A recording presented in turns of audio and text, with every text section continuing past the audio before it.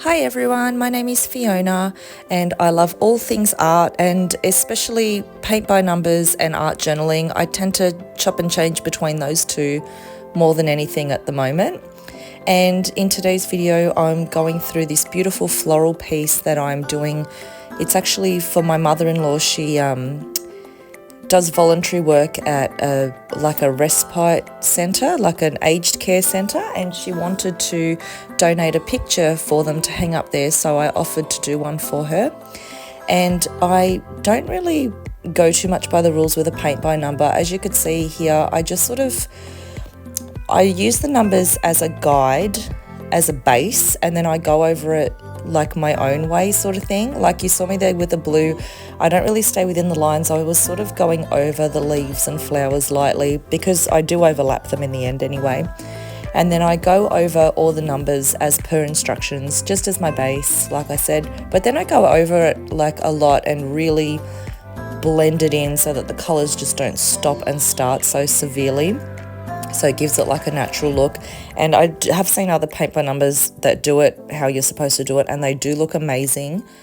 There's no wrong or right way to do it. It's your artwork. You can do whatever you want with it.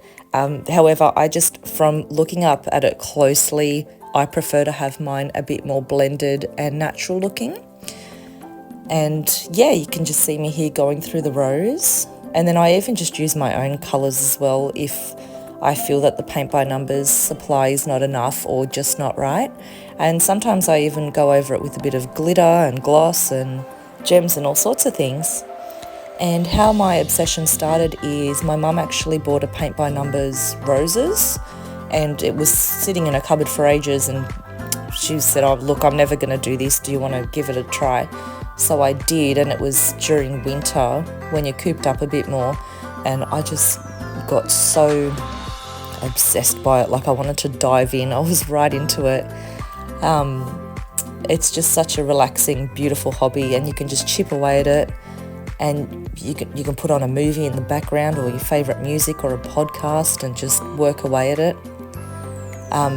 And I've heard so many people say, I don't have a creative bone in my body, I wish I could, or I wish I was. With paint by numbers, it doesn't really matter. You don't have to be an artist, you don't have to be creative, you can just follow along. It's almost like a puzzle. However, if you are creative and you are arty, it's a good way to just sort of let go and unwind and not have to think about what colours you're using or what you're going to create. You can just go with the guide, but then you can make it your own, like I do towards the end. Another thing I always do with my paint by numbers as soon as I get it is mine usually come folded, because I do normally buy them from Shein, Temu and AliExpress, and I believe this one here is from Shein. They're so cheap as well, but the problem is they do come folded up with creases in it, and you will see at the end of this video how creased it still is. So what I do, I unwrap them, I put a little towel over the top, and then I iron on top of the towel to try and get the creases out. It doesn't work too well. So if anybody has got any tips, you can see the creases there. If anyone's got any tips on how to finish getting those creases out, please let me know in the comments below. I do end up framing them in a glass frame that I usually find at op shops. And that does help as well with flattening them out over time.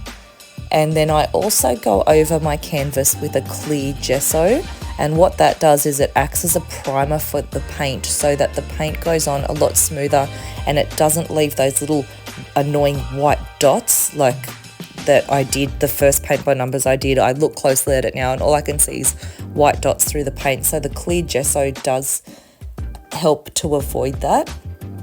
And I usually buy my clear gesso online from the company Montmart. Otherwise I can't really find it too many other places. It's more white gesso that's more easily available. So that's another little tip that I use. So I iron it and I clear gesso it, and then I start going in with the paints. And here I am just not avoiding, but ignoring all the guides and the numbers now. So I just go in intuitively and paint how I think it should look.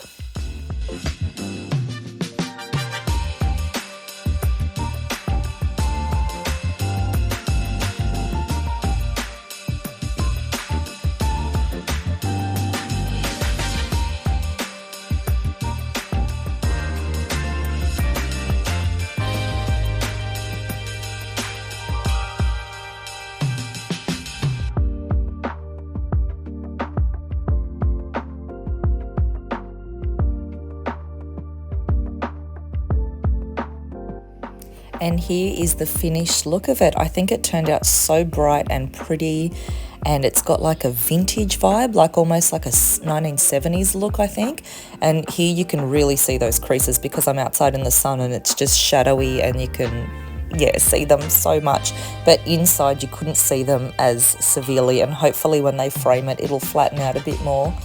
Thank you so much for watching. I really hope you enjoyed today's video. I enjoyed making it a lot, and I hope they enjoy it over at the Respite Centre. Thank you so much for watching, and I'll see you in the next video. Bye!